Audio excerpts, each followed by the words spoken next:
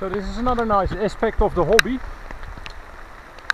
Searching for parts, cameras, in the pouring rain, in the middle of a thunderstorm, getting absolutely soaking wet, just trying to find such a little camera.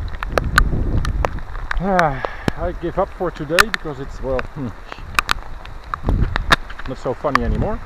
I marked my place as good as I could and take one last final look because it's orange. Look with me.